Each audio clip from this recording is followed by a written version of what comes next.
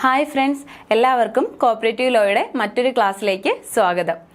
ഇന്ന് നമ്മൾ ഡിസ്കസ് ചെയ്യാൻ പോകുന്നത് പുതിയൊരു ചാപ്റ്ററാണ്, membership of a cooperative society. ഒരു കോപ്പറേറ്റീവ് സൊസൈറ്റിയുടെ മെമ്പർഷിപ്പിനെ കുറിച്ച് വരുന്ന പുതിയൊരു ചാപ്റ്ററാണ് ഇന്ന് നമ്മൾ ഡിസ്കസ് ചെയ്യുന്നത്. നമ്മൾ കഴിഞ്ഞ ക്ലാസ്സുകളിലൊക്കെ എന്തിനെ കുറിച്ചാണ് പഠിച്ചത്? രജിസ്ട്രേഷനെ കുറിച്ചാണ് പഠിച്ചത് അല്ലേ? എങ്ങനെയാണ് ഒരു കോപ്പറേറ്റീവ് സൊസൈറ്റി രജിസ്റ്റർ ചെയ്യേണ്ടത്, എന്തൊക്കെയാണ് അതിന്റെ നിയമപരമായ പ്രൊസീജിയേഴ്സ്, ആരൊക്കെയാണ് ഒരു കോപ്പറേറ്റീവ് സൊസൈറ്റി രജിസ്റ്റർ ചെയ്യാനായിട്ട് മുന്നോട്ട് വരേണ്ടത് എന്നൊക്കെ ഉള്ള കാര്യങ്ങളാണ് നമ്മൾ കഴിഞ്ഞ ചാപ്റ്ററിൽ പഠിച്ചത്. കഴിഞ്ഞ ചാപ്റ്ററിൽ എന്താണ്? സെക്ഷൻ 3 മുതൽ എന്തുവരെ? സെക്ഷൻ 15 വരെയും റൂൾ 3 മുതൽ 15 വരെയുമാണ് നമ്മൾ ചാപ്റ്റർ 2 രജിസ്ട്രേഷനിൽ പഠിച്ചത്. ഇന്ന് നമ്മൾ അതിന്റെ കണ്ടിന്യൂഷൻ ആയിട്ടാണ് പഠിക്കുന്നത്. അടുത്ത ചാപ്റ്റർ എന്താ? Membership of a cooperative society. ഒരു കോപ്പറേറ്റീവ് സൊസൈറ്റിയിലെ മെമ്പർഷിപ്പിനെ കുറിച്ച് നമുക്കറിയാലേ. രജിസ്ട്രേഷൻ കഴിഞ്ഞു നിൽക്കുന്ന ഒരു സൊസൈറ്റി എന്ന് പറയുമ്പോൾ അത് എങ്ങനെയാണ് നിയമപരമായി പ്രവർത്തിക്കാൻ തയ്യാറെടുത്ത് നിൽക്കുകയാണല്ലേ. അതിന് പൂർണ്ണത വരണമെങ്കിൽ ആരും കൂടി വരണം, അതിലെ മെമ്പേഴ്സും കൂടി വരണം. ഒരു മെമ്പേഴ്സും കൂടി വന്നാൽ മാത്രമേ ഒരു കോപ്പറേറ്റീവ് സൊസൈറ്റിക്ക് പൂർണ്ണത വരികയുള്ളൂ. പ്രവർത്തിക്കാനായിട്ട് സജ്ജമായി നിൽക്കുന്ന ഒരു കോപ്പറേറ്റീവ് സൊസൈറ്റിയിൽ മെമ്പറും കൂടി വരുമ്പോഴാണ് അതിനൊരു പൂർണ്ണത വരുന്നത്. നമുക്കറിയാമല്ലേ, ഒരു കോപ്പറേറ്റീവ് സൊസൈറ്റിയെ സംബന്ധിച്ചിടത്തോളം മെമ്പർ എന്ന് പറയുന്നത് എത്രമാത്രം ഇമ്പോർട്ടന്റ് ആണ്. ഒരു കോപ്പറേറ്റീവ് സൊസൈറ്റിയുടെ നട്ടെല്ലെന്ന് തന്നെ പറയാൻ പറ്റുന്ന ഒന്നാണ് എന്ത്? ആ കോപ്പറേറ്റീവ് സൊസൈറ്റിയിലെ മെമ്പേഴ്സ് എന്ന് പറയുന്നത്. അപ്പോൾ അങ്ങനെ വരുന്ന മെമ്പേഴ്സിന്റെ റൈറ്റ്സും, എന്തൊക്കെയാണ് അവരുടെ അവകാശങ്ങൾ, എന്തൊക്കെയാണ് അവരുടെ ബാധ്യതകൾ, എങ്ങനെയൊക്കെയാണ് മെമ്പർഷിപ്പ് നമ്മൾ അപ്ലൈ ചെയ്യേണ്ടത് എന്നൊക്കെയുള്ള കാര്യങ്ങളാണ് നമ്മൾ എവിടെ പഠിക്കുന്നത്? അടുത്ത ചാപ്റ്ററിൽ, ചാപ്റ്റർ 3 പഠിക്കുന്നത്. നമുക്ക് ക്ലാസ്സിലേക്ക് പോയാലോ? നോക്കിയേ, ചാപ്റ്റർ 3 നമ്മുടെ KCS ആക്ടിലെയും KCS റൂൾസിലെയും ചാപ്റ്റർ 3 എന്തിനെ കുറിച്ചാണ് പറയുന്നത്?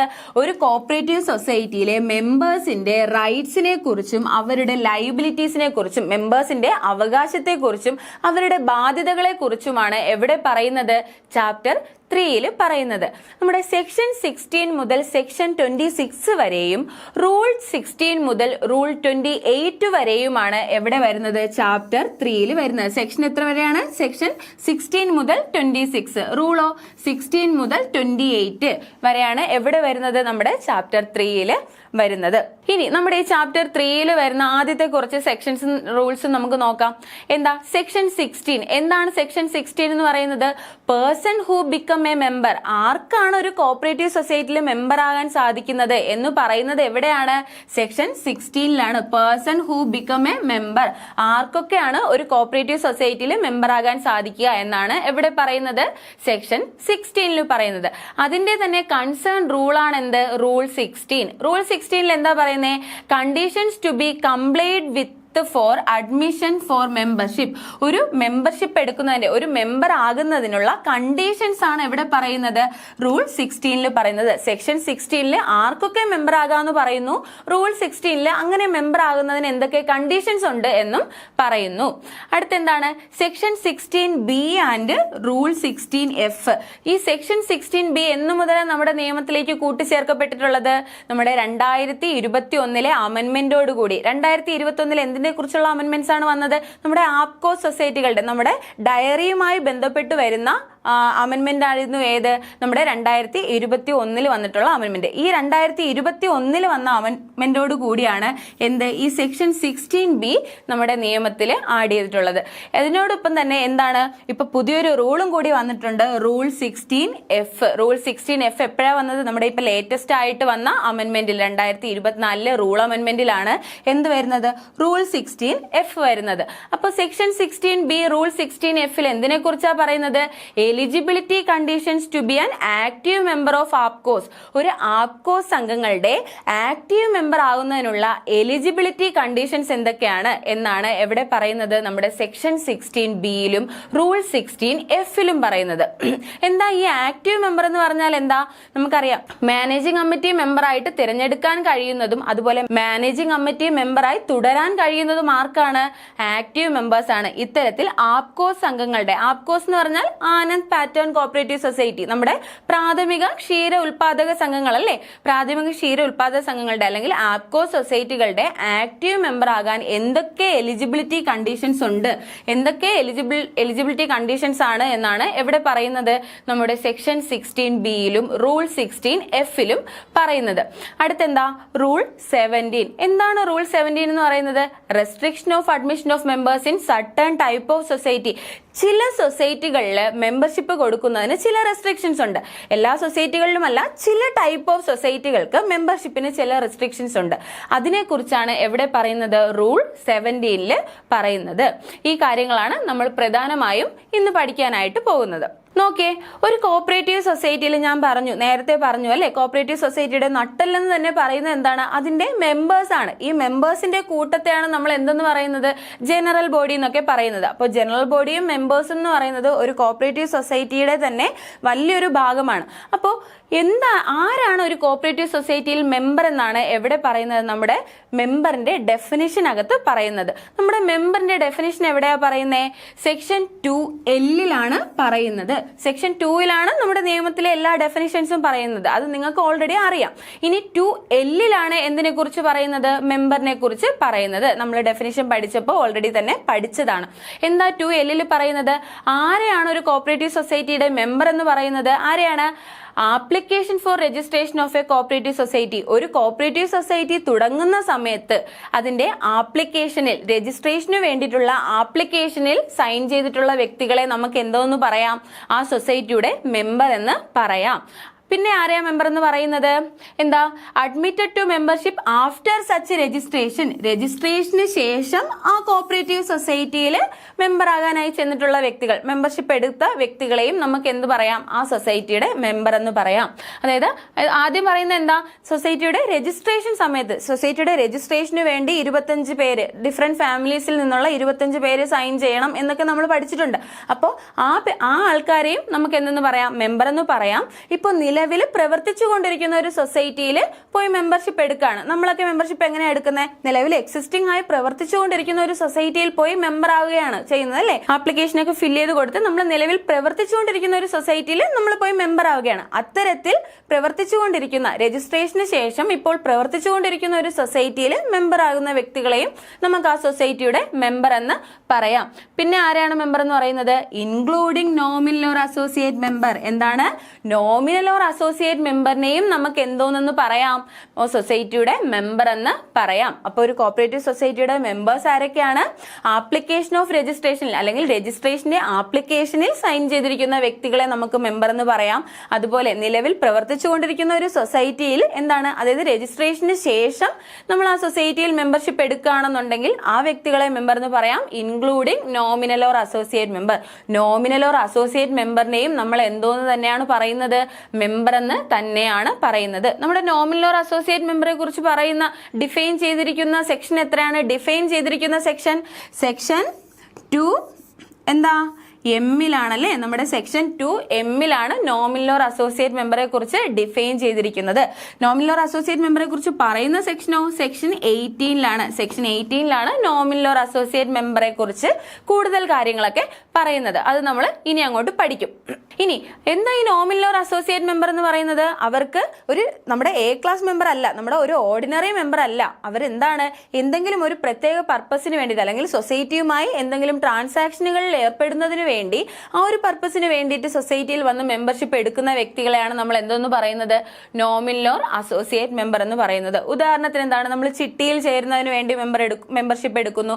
അതുപോലെ ഒരു ലോണിന്റെ ഷുവർട്ടി ആയിട്ട് നിൽക്കുന്നതിന് വേണ്ടി നമ്മൾ മെമ്പർഷിപ്പ് എടുക്കുന്നു.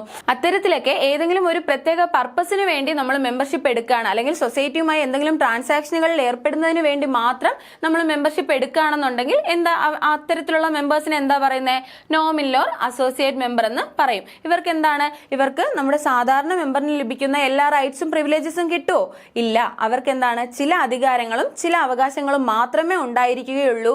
എന്താണ് എന്തൊക്കെയാണ് അവകാശങ്ങളെന്നും അവരുടെ ലയബിലിറ്റീസ് എന്തൊക്കെയാണെന്നും ആ സൊസൈറ്റിയുടെ ബൈലോയിൽ പറഞ്ഞിട്ടുണ്ടാവും. ഒരു മെമ്പറിന്റെ എല്ലാ അവകാശങ്ങളും എല്ലാ ലയബിലിറ്റീസും ആർക്കുണ്ടാവില്ല?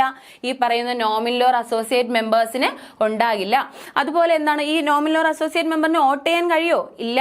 നോമിനൽ ഓർ അസോസിയേറ്റ് മെമ്പറിന് വോട്ട് ചെയ്യാനും കഴിയില്ല, മാനേജിംഗ് കമ്മിറ്റി മെമ്പറായി തിരഞ്ഞെടുക്കപ്പെടാനും ഒന്നും കഴിയില്ല.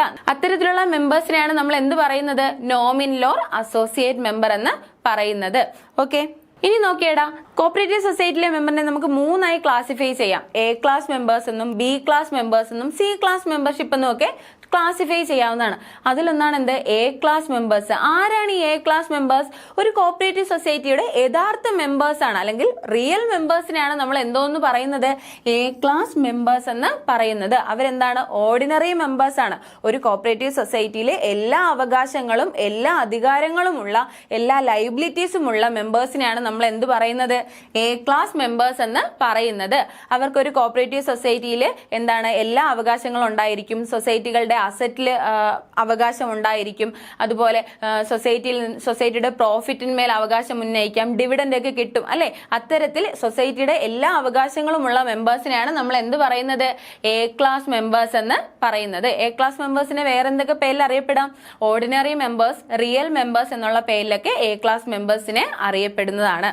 ഇനി നോക്കിയേ, മീൻസ് എ പേഴ്സൺ. ഇനി ആരായിരിക്കും ഈ എ ക്ലാസ് മെമ്പേഴ്സ്? ആരാണ് ഈ എ ക്ലാസ് മെമ്പേഴ്സ് എന്ന് പറയുന്നത്? നമ്മൾ നേരത്തെ പറഞ്ഞത് തന്നെയാണ്. എന്താണ്, ആ സൊസൈറ്റിയുടെ രജിസ്ട്രേഷനുള്ള ആപ്ലിക്കേഷനിൽ സൈൻ ചെയ്തിട്ടുള്ള വ്യക്തികളോ അല്ല എന്നുണ്ടെങ്കിൽ admitted to membership after such രജിസ്ട്രേഷന് ശേഷം മെമ്പറായി ചേർന്നിട്ടുള്ള വ്യക്തികളോ ആണ് എന്ത്, എ ക്ലാസ് മെമ്പേഴ്സ് എന്ന് പറയുന്നത്. എ ക്ലാസ് മെമ്പേഴ്സ് എന്ന് പറയുന്നത്. ഈ എ ക്ലാസ് മെമ്പേഴ്സിന് എന്തുണ്ട്, വോട്ടിംഗ് റൈറ്റ് ഉണ്ട്. അതുപോലെ സൊസൈറ്റിയുടെ അസറ്റിന്മേലും പ്രോഫിറ്റിന്മേലും ഒക്കെ അധികാരമുണ്ട് അല്ലെ, അവകാശമുണ്ട്.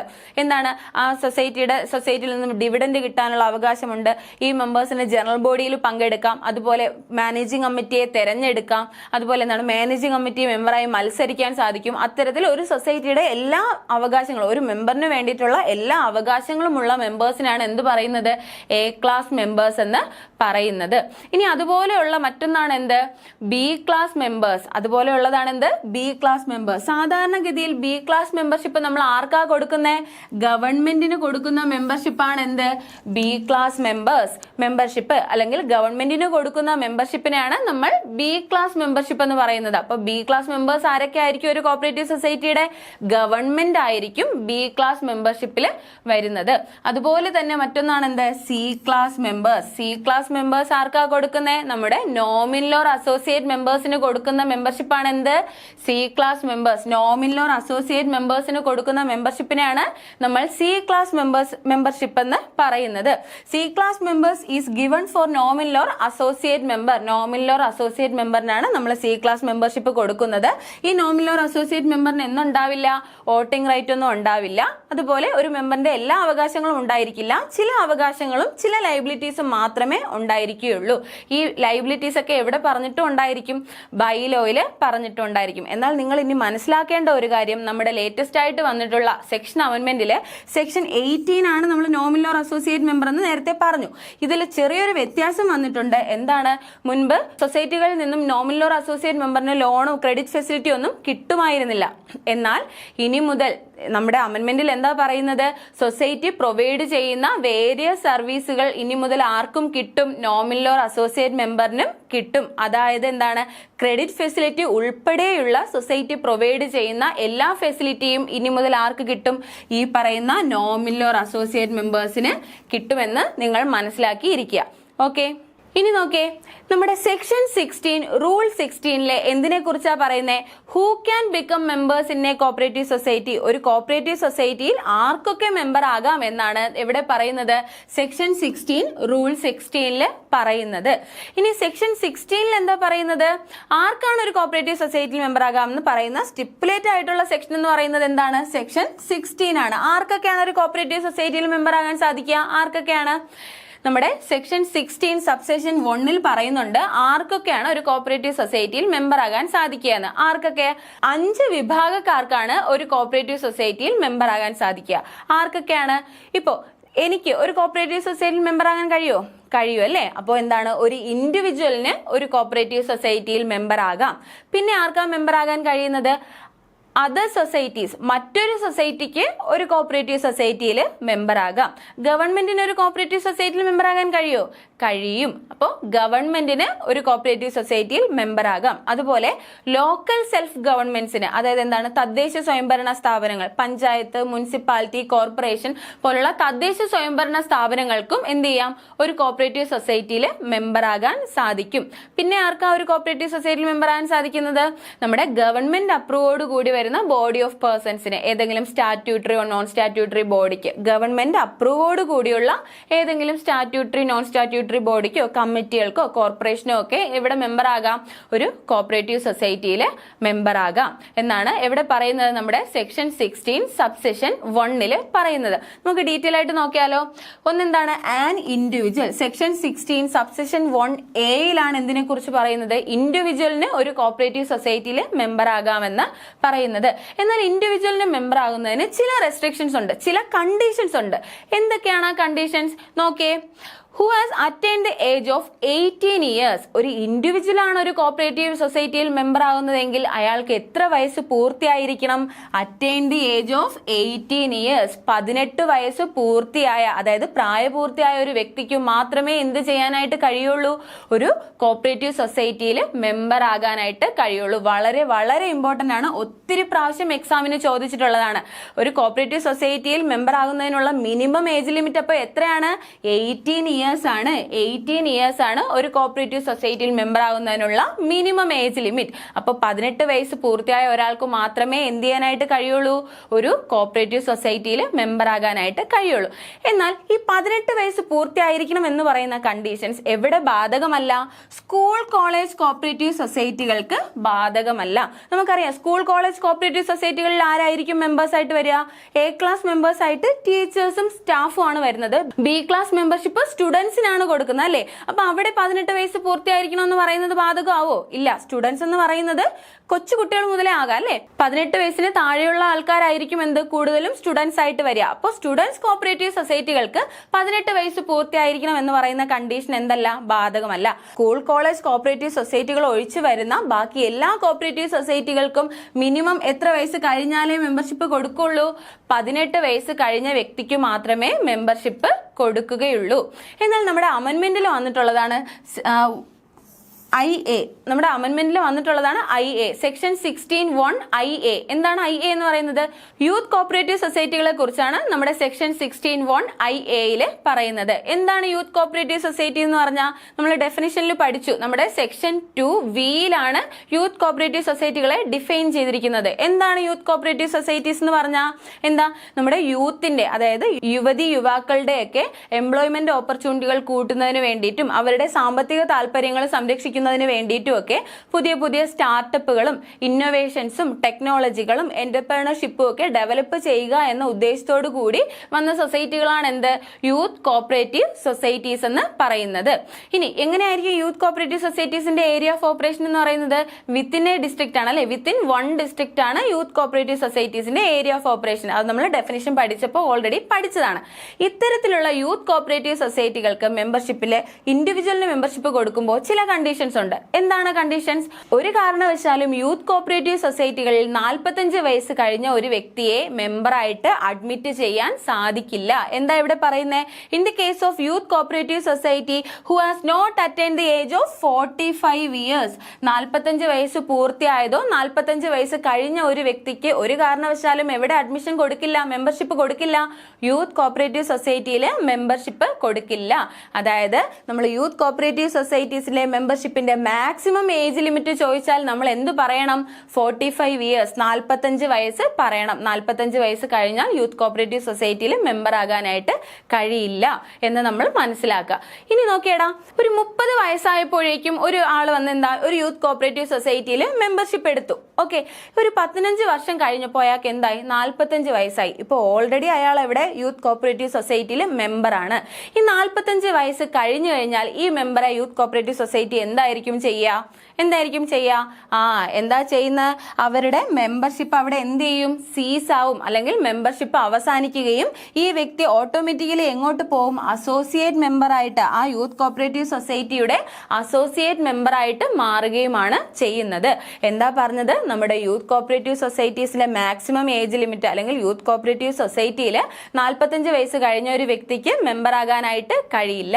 ഇൻ കേസ് 45 വയസ്സ് കഴിഞ്ഞ വ്യക്തി അവിടെ മെമ്പർ ആണെങ്കിൽ, അതായത് എങ്ങനെ വരും, നേരത്തെ തന്നെ മെമ്പർഷിപ്പ് എടുത്തു, 45 വയസ്സിന് മുമ്പ് തന്നെ അയാൾ അവിടെ മെമ്പർഷിപ്പ് എടുത്തു, പിന്നീട് അയാൾക്ക് 45 വയസ്സായപ്പോൾ എന്തായിരിക്കും സംഭവിക്കുക, ഈ മെമ്പറുടെ എ ക്ലാസ് മെമ്പർഷിപ്പ് എന്നുള്ള പദവി എന്ത് ചെയ്യുന്നു, അവിടെ അവസാനിക്കുന്നു. എന്നതിന് ശേഷം ഇയാൾ എന്ത് ചെയ്യും, ആ സൊസൈറ്റിയുടെ അസോസിയേറ്റ് മെമ്പർ ആയിട്ട് മാറുകയുമായിരിക്കും ചെയ്യുക.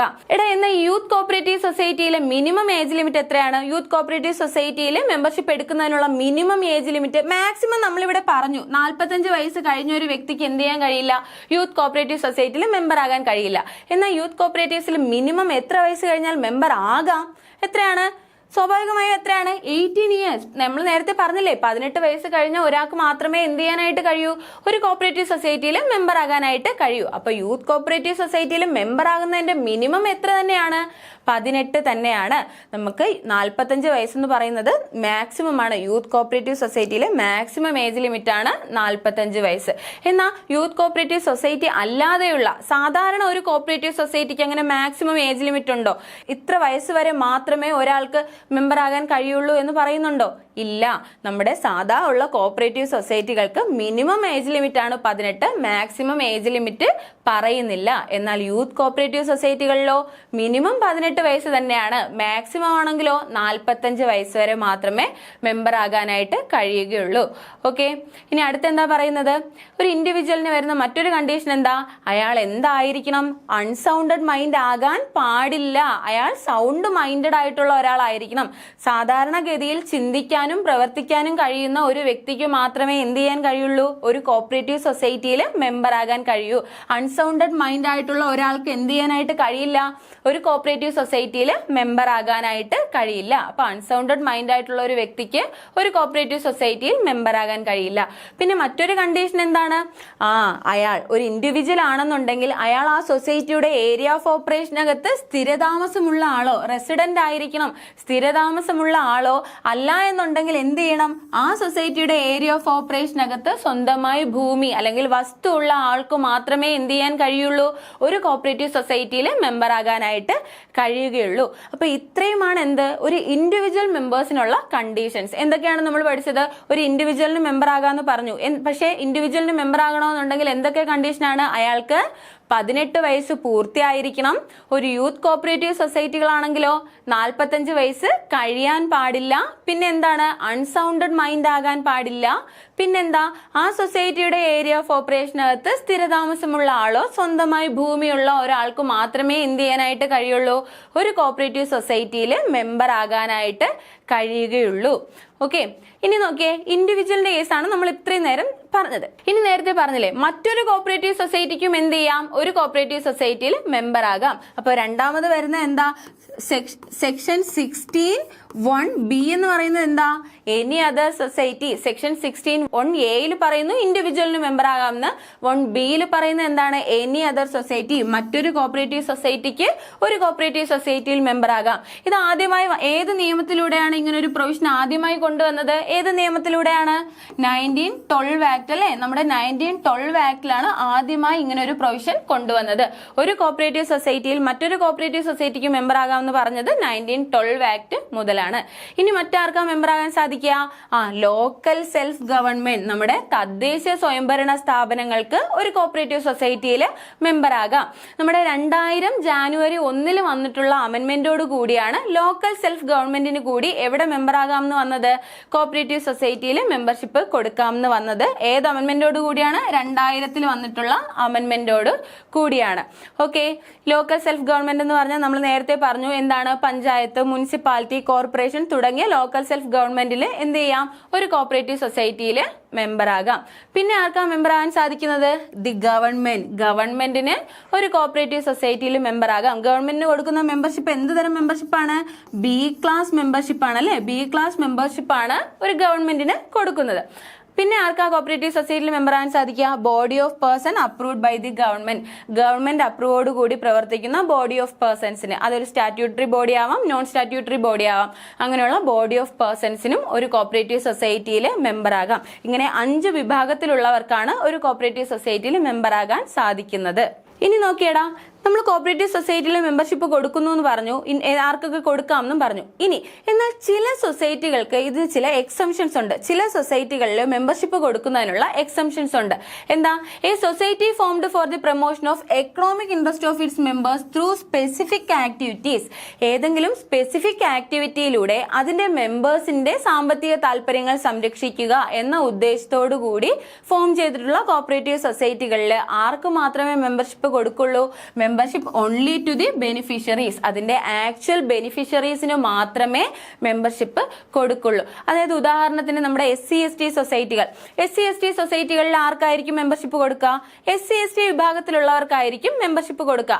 മറ്റുള്ളവർ പോയി SC/ST സൊസൈറ്റികളിൽ മെമ്പർഷിപ്പ് വേണമെന്ന് പറഞ്ഞാൽ കൊടുക്കോ? ഇല്ല. അതായത് SC/ST സൊസൈറ്റികൾക്ക് SC/ST വിഭാഗത്തിലുള്ളവർക്കായിരിക്കും മെമ്പർഷിപ്പ് കൊടുക്കുക. അതുപോലെ എന്താണ്? പ്രവാസി ക്ഷേമ സൊസൈറ്റികൾ, പ്രവാസി ക്ഷേമ സൊസൈറ്റികളിൽ ആർക്കായിരിക്കും മെമ്പർഷിപ്പ് കൊടുക്കുക? പ്രവാസികളായിട്ടുള്ള ആൾക്കാർക്ക് അല്ലെ. പ്രവാസി ക്ഷേമ സൊസൈറ്റികൾ എന്ന് പറഞ്ഞാൽ എന്താ? നമ്മുടെ വിദേശത്ത് പോയൊക്കെ കഷ്ടപ്പെട്ട് ജോലി ചെയ്ത് നാട്ടിലെ ജോലിയെല്ലാം നഷ്ടപ്പെട്ട് മടങ്ങി വരുന്നവർക്ക് ഒരു ആശ്വാസം എന്നുള്ള നിലയിലാണ് എന്തോ പ്രവാസി ക്ഷേമ സൊസൈറ്റികൾ പ്രവർത്തിച്ചു വരുന്നത്. അത്തരത്തിലുള്ള പ്രവാസി ക്ഷേമ സൊസൈറ്റികളിൽ പ്രവാസികൾക്ക് മാത്രമായിരിക്കും മെമ്പർഷിപ്പ് കൊടുക്കുക. അതുപോലെ പെൻഷനേഴ്സ് സൊസൈറ്റി, പെൻഷനേഴ്സ് സൊസൈറ്റീസിൽ ആർക്കായിരിക്കും മെമ്പർഷിപ്പ് കൊടുക്കുക? ഗവൺമെന്റിൽ നിന്നും പെൻഷൻ സ്വീകരിക്കുന്ന വ്യക്തികൾക്കായിരിക്കും മെമ്പർഷിപ്പ് കൊടുക്കുന്നത്. എംപ്ലോയീസ് സൊസൈറ്റികളാണെങ്കിലോ എംപ്ലോയീസിനായിരിക്കും മെമ്പർഷിപ്പ് കൊടുക്കുക. നമ്മുടെ സെക്രട്ടേറിയറ്റ് എംപ്ലോയീസ് കോപ്പറേറ്റീവ് സൊസൈറ്റി കേട്ടിട്ടില്ലേ? ഈ സെക്രട്ടേറിയറ്റ് എംപ്ലോയീസ് കോപ്പറേറ്റീവ് സൊസൈറ്റിയിൽ ആർക്കാ മെമ്പർഷിപ്പ് കൊടുക്കുക? ആ സെക്രട്ടേറിയറ്റിൽ വർക്ക് ചെയ്യുന്ന മെമ്പേഴ്സിനായിരിക്കും അല്ലെങ്കിൽ എംപ്ലോയീസിനായിരിക്കും മെമ്പർഷിപ്പ് കൊടുക്കുക. അത്തരത്തിൽ പിന്നെന്താ? Coffee workers cooperative society, coffee workers cooperative സൊസൈറ്റിയിൽ കോഫി വർക്കേഴ്സിനായിരിക്കും മെമ്പർഷിപ്പ് കൊടുക്കുക. FACT workers cooperative society, FACT workers cooperative സൊസൈറ്റിയിൽ FACT വർക്കേഴ്സിനായിരിക്കും മെമ്പർഷിപ്പ് കൊടുക്കുക. അത്തരത്തിൽ ഏതെങ്കിലും ഒരു പർട്ടിക്കുലർ ആക്ടിവിറ്റിയിലൂടെ അതിന്റെ മെമ്പേഴ്സിന്റെ ഡെവലപ്മെന്റിന് വേണ്ടി ഫോം ചെയ്തിട്ടുള്ള സൊസൈറ്റികളിൽ ആർക്കായിരിക്കും? ആ വിഭാഗത്തിലുള്ള ആൾക്കാർക്ക് മാത്രമേ അല്ലെങ്കിൽ അതിന്റെ ആക്ച്വൽ ബെനിഫിഷ്യറീസിനായിരിക്കും എന്ത് കൊടുക്കുക? മെമ്പർഷിപ്പ് കൊടുക്കുക. രണ്ടാമതുള്ള കണ്ടീഷൻ എന്താ? Society formed for the benefit of person engaged in A particular industry. എന്താണ്? ഒരു പർട്ടിക്കുലർ ഇൻഡസ്ട്രിയുടെ ഡെവലപ്മെന്റിന് വേണ്ടിയിട്ട് ഫോം ചെയ്തിട്ടുള്ള സൊസൈറ്റികൾ, പർട്ടിക്കുലർ ഇൻഡസ്ട്രിയിൽ പ്രവർത്തിക്കുന്ന മെമ്പേഴ്സിന്റെ ഡെവലപ്മെന്റിന് വേണ്ടി ഫോം ചെയ്തിട്ടുള്ള സൊസൈറ്റികളിൽ ആർക്കാ മെമ്പർഷിപ്പ് കൊടുക്കുക? അതിന്റെ ആക്ച്വൽ വർക്കേഴ്സിനായിരിക്കും മെമ്പർഷിപ്പ് കൊടുക്കുന്നത്. അപ്പൊ പർട്ടിക്കുലർ ഇൻഡസ്ട്രിയുടെ ഡെവലപ്മെന്റിന് വേണ്ടിയിട്ട് അതിലെ മെമ്പേഴ്സിന്റെ സാമ്പത്തിക താല്പര്യങ്ങൾ സംരക്ഷിക്കുന്നതിന് വേണ്ടി ഫോം ചെയ്തിട്ടുള്ള സൊസൈറ്റികൾ അതിലെ ആക്ച്വൽ വർക്കേഴ്സിനായിരിക്കും മെമ്പർഷിപ്പ് കൊടുക്കുന്നത്. എക്സാമ്പിൾ എന്തൊക്കെയാണ്? ഹാൻഡ്ലൂം സൊസൈറ്റി, കയർ society, cashew workers society, Indian coffee house. നമ്മുടെ ഹാൻഡ്ലൂം സൊസൈറ്റികളിലാണെങ്കിൽ ഹാൻഡ്ലൂം വർക്കേഴ്സിനാണ് മെമ്പർഷിപ്പ് കൊടുക്കുക. കയർ സൊസൈറ്റികളാണെങ്കിലോ കയറുമായി ബന്ധപ്പെട്ട് വർക്ക് ചെയ്യുന്ന വർക്കേഴ്സിനായിരിക്കും മെമ്പർഷിപ്പ് കൊടുക്കുക. കാഷ്യൂ വർക്കേഴ്സ് സൊസൈറ്റികളാണെങ്കിൽ കാഷ്യൂമായി അതായത് കശുവണ്ടിയുമായി ബന്ധപ്പെട്ട് തൊഴിൽ ചെയ്യുന്ന വ്യക്തികൾക്കായിരിക്കും മെമ്പർഷിപ്പ് കൊടുക്കുക. ഇന്ത്യൻ കോഫി ഹൗസ് ആണെങ്കിൽ ഇന്ത്യൻ കോഫി ഹൗസിലെ വർക്കേഴ്സിനായിരിക്കും മെമ്പർഷിപ്പ് കൊടുക്കുക. ഇന്ത്യൻ കോഫി ഹൗസ് ആദ്യമായിട്ട് വന്നത് എന്നാണ്? 1958 ഇന്ത്യൻ കോഫി ഹൗസ് ആദ്യമായിട്ട് വന്നത്. AKG ആണ് എന്ത്? ഇന്ത്യൻ കോഫി ഹൗസിന്റെ സ്ഥാപകൻ. ഒരു പ്രാവശ്യം PSC എക്സാമിന് നമ്മുടെ സഹകരണത്തിന്റെ പിതാവ് എന്നറിയപ്പെടുന്ന ആരെന്ന് ചോദിച്ചപ്പോൾ അതിന്റെ ആൻസറും AKG എന്ന് വന്നിട്ടുണ്ട്. അതും കൂടി നിങ്ങൾ മനസ്സിലാക്കി വെക്കുക.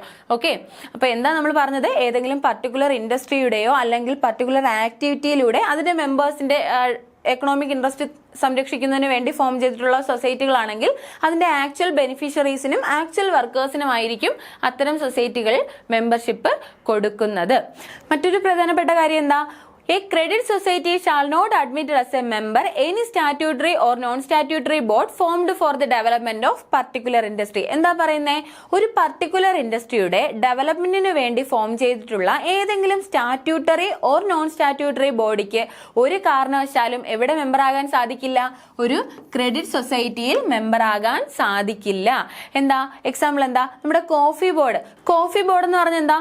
കോഫിയുടെ ഡെവലപ്മെന്റിനും വേണ്ടി ഫോം ചെയ്തിട്ടുള്ള ഒരു ബോർഡാണ് എന്ത്? കോഫി ബോർഡ് എന്ന് പറയുന്നത്. ഇത്തരത്തിൽ ഫോം ചെയ്തിട്ടുള്ള ഈ കോഫി ബോർഡിന് ഒരു കാരണവശാലും എവിടെ മെമ്പർ ആകാൻ സാധിക്കില്ല? ഒരു ക്രെഡിറ്റ് സൊസൈറ്റിയിൽ മെമ്പർ ആകാൻ സാധിക്കില്ല. Rubber board. റബ്ബർ ബോർഡ് എന്താ? റബ്ബറിന്റെ ഡെവലപ്മെന്റിന് വേണ്ടി ഫോം ചെയ്തിട്ടുള്ള ഒരു ബോർഡാണ് അല്ലെ. ഇത്തരത്തിൽ റബ്ബർ ബോർഡിന് എന്ത് ചെയ്യാൻ കഴിയില്ല? ഒരു ക്രെഡിറ്റ് സൊസൈറ്റിയിൽ മെമ്പർ ആകാൻ സാധിക്കില്ല. അതുപോലെ കയർ ബോർഡ്, കയർ ഇൻഡസ്ട്രിയുടെ ഡെവലപ്മെന്റിന് വേണ്ടി ഫോം ചെയ്തിട്ടുള്ള ഒന്നാണ് എന്ത്, കയർ ബോർഡ് എന്ന് പറയുന്നത്. അത്തരത്തിലുള്ള കയർ ബോർഡിന് എന്ത് ചെയ്യാൻ സാധിക്കില്ല, ഒരു ക്രെഡിറ്റ് സൊസൈറ്റിയിൽ മെമ്പർ ആകാൻ സാധിക്കില്ല. ഇത്തരത്തിൽ കോഫി ബോർഡ്, കയർ ബോർഡ്, റബ്ബർ ബോർഡ് പോലുള്ള ഏതെങ്കിലും സ്റ്റാറ്റ്യൂട്ടറി ഓർ നോൺ സ്റ്റാറ്റ്യൂട്ടറി ബോഡിക്ക്, അതായത് ഒരു പർട്ടിക്കുലർ ഇൻഡസ്ട്രിയുടെ ഡെവലപ്മെന്റിന് വേണ്ടി ഫോം ചെയ്തിട്ടുള്ള ഏതെങ്കിലും ഒരു സ്റ്റാറ്റ്യൂട്ടറി ഓർ നോൺ സ്റ്റാറ്റ്യൂട്ടറി ബോഡിക്ക് ഒരു കാരണവശാലും എവിടെ മെമ്പർഷിപ്പ് കൊടുക്കില്ല, ഒരു ക്രെഡിറ്റ് സൊസൈറ്റിയിൽ മെമ്പർഷിപ്പ് കൊടുക്കില്ല. എന്നാൽ അവർക്ക് എവിടെ മെമ്പർ ആകാം, ഈ പർട്ടിക്കുലർ ഇൻഡസ്ട്രിയുടെ തന്നെ മാർക്കറ്റിംഗും പ്രോസസ്സിംഗും ചെയ്യുന്ന സൊസൈറ്റികൾ മെമ്പർ ആകാം. എവിടെയാണ്, ഈ പർട്ടിക്കുലർ ഇൻഡസ്ട്രിയുടെ, അതായത് ഒരു കോഫി ബോർഡിനാണെങ്കിൽ കോഫിയുടെ മാർക്കറ്റിംഗും പ്രോസസ്സിംഗും ചെയ്യുന്ന ഒരു സൊസൈറ്റിയിൽ മെമ്പർ ആകാം, പക്ഷെ ഒരു ക്രെഡിറ്റ് സൊസൈറ്റിയിൽ മെമ്പർ ആകാൻ കഴിയില്ല. റബ്ബർ ബോർഡിനാണെങ്കിൽ റബ്ബറിന്റെ മാർക്കറ്റിംഗും പ്രോസസ്സിംഗും ചെയ്യുന്ന സൊസൈറ്റിയിൽ മെമ്പർ ആകാം, പക്ഷെ ഒരു ക്രെഡിറ്റ് സൊസൈറ്റിയിൽ മെമ്പർ ആകാൻ കഴിയില്ല. അതാണ് ഇവിടെ പറയുന്നത്, കോഫി ബോർഡ്, റബ്ബർ ബോർഡ്, കയർ board and any other statutory or non statutory board, committee or corporation constituted for the purpose of development of an industry get membership only in societies engaged in the marketing and processing of the product of concerned industry.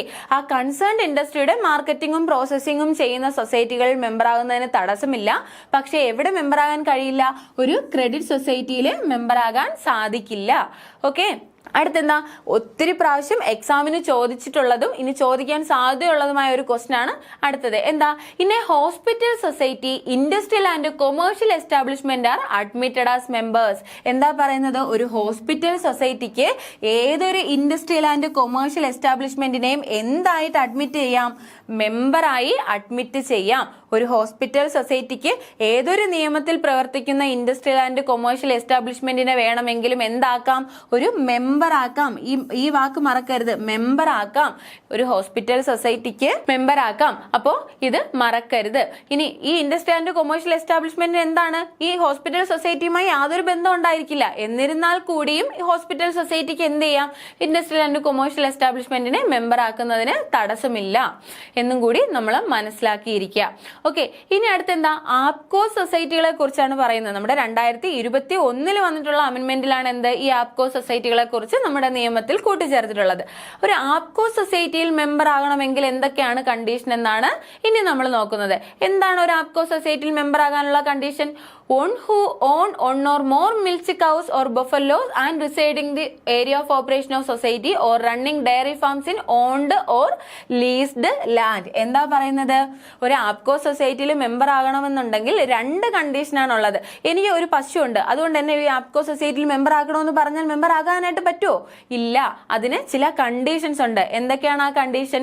ആ വ്യക്തിക്ക് ഒന്നോ അതിലധികമോ milch cows or buffalo. Milch cows or buffalo എന്ന് പറഞ്ഞാൽ എന്താ, കറവ പശുക്കളോ എരുമകളോ, അതായത് ഒന്നോ അതിലധികമോ മിൽച്ച് കൗവും കറവ പശുക്കളോ അല്ലെങ്കിൽ ബഫല്ലോ എരുമകളോ ഉണ്ടാകണം. പിന്നെ അതുപോലെ എന്താണ്, ആ സൊസൈറ്റിയുടെ ഏരിയ ഓഫ് ഓപ്പറേഷനകത്ത് റണ്ണിംഗ് ആയിട്ടുള്ള ഒരു ഡയറി ഫാം ഉണ്ടായിരിക്കണം. റണ്ണിംഗ് ആയി പ്രവർത്തിച്ചു കൊണ്ടിരിക്കുന്ന ഡയറി ഫാം, അത് സ്വന്തമായിട്ടുള്ള ഡയറി ഫാം ആകാം, അല്ലാന്നുണ്ടെങ്കിൽ നമ്മൾ പാട്ടത്തിനെടുത്ത് ഡയറി ഫാം നടത്തുന്നതുമാവാം. എന്ത് തന്നെയാണെങ്കിലും സൊസൈറ്റിയുടെ ഏരിയ ഓഫ് ഓപ്പറേഷനകത്ത് റണ്ണിംഗ് ആയിട്ടുള്ള ഒരു ഡയറി ഫാമും ഉണ്ടായിരിക്കണം. അതുപോലെ ഒന്നോ അതിലധികമോ മിൽച്ച് കൗ ഓർ ബഫലോയും ഉണ്ടായിരിക്കണം.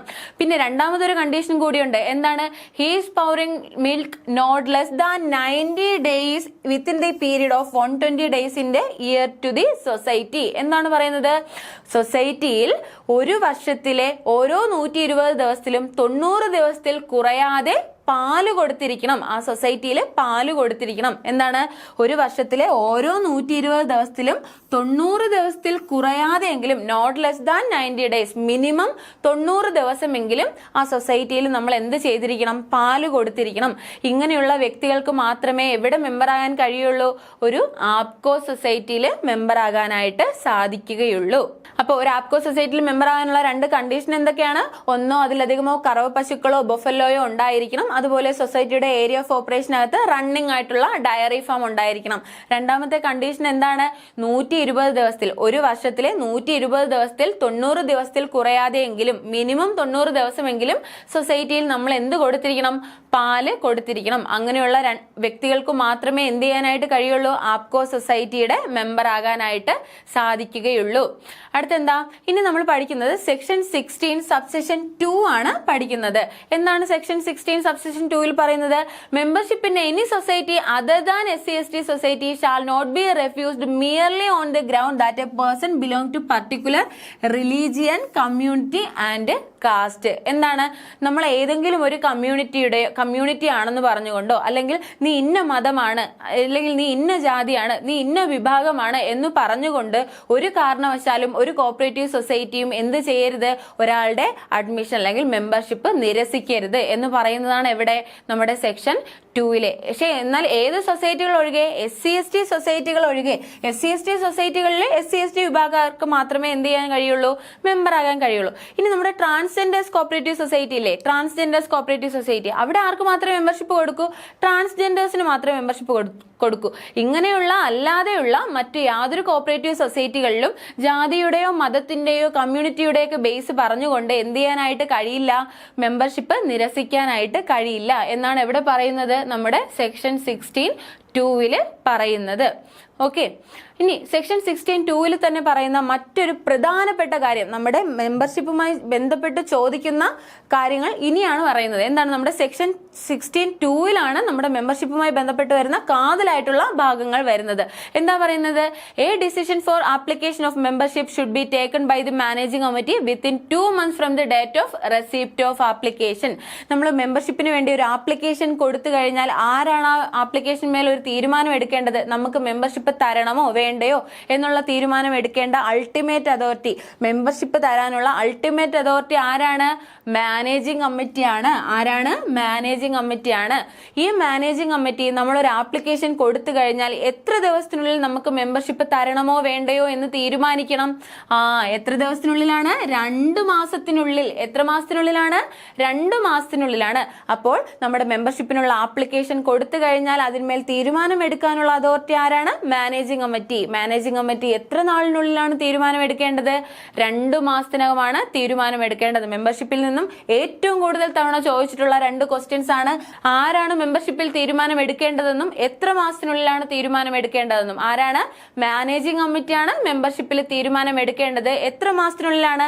2 മാസത്തിനുള്ളിൽ. നമ്മൾ ആപ്ലിക്കേഷൻ കൊടുത്ത് 2 മാസത്തിനുള്ളിലാണ് മെമ്പർഷിപ്പിന്മേൽ തീരുമാനം എടുക്കേണ്ടത്, മറക്കരുത്.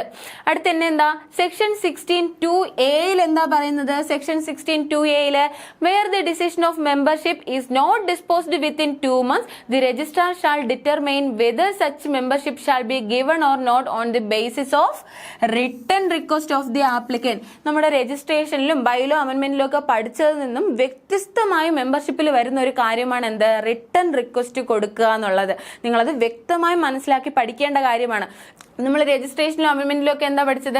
നമ്മുടെ രജിസ്ട്രാറിനാണ് നമ്മൾ എന്ത് ചെയ്യേണ്ടത്? ആപ്ലിക്കേഷൻ കൊടുക്കേണ്ടത്. രജിസ്ട്രാർ തീരുമാനം ഒന്നും എടുക്കാതിരുന്നാൽ നമ്മൾ ഡയറക്റ്റ് റെപ്രസെന്റേഷൻ ആയിരുന്നു കൊടുക്കുന്നത്. എന്നാൽ ഇതിലുള്ള പ്രധാനപ്പെട്ട മാറ്റം എന്താണ്?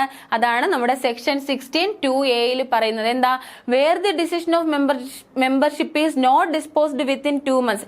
മാനേജിംഗ് കമ്മിറ്റി 2 മാസമായിട്ടും നമ്മൾ കൊടുത്ത ആപ്ലിക്കേഷന്മേൽ, മെമ്പർഷിപ്പിനുള്ള ആപ്ലിക്കേഷനിന്മേൽ യാതൊരു തീരുമാനവും എടുക്കുന്നില്ല എന്നുണ്ടെങ്കിൽ ആപ്ലിക്കന്റിന് എന്ത് ചെയ്യാം? രജിസ്ട്രാറിന് ഒരു റിട്ടൺ റിക്വസ്റ്റ് കൊടുക്കാം. എന്ത് കൊടുക്കാം? റിട്ടൺ റിക്വസ്റ്റ് കൊടുക്കാം. ഈ വാക്ക് മറക്കരുത്. രജിസ്ട്രാറിന് മെമ്പർഷിപ്പിന്മേൽ മാനേജിംഗ് കമ്മിറ്റി യാതൊരു തീരുമാനവും എടുക്കാതിരിക്കുന്ന അവസരത്തിൽ നമ്മൾ ആദ്യം ചെയ്യുന്നത് എന്താണ്? നമ്മൾ റിട്ടൺ റിക്വസ്റ്റ് കൊടുക്കുകയാണ് ചെയ്യുന്നത്. ആർക്കാ കൊടുക്കുന്നത്? രജിസ്ട്രാറിനാണ് കൊടുക്കുന്നത്.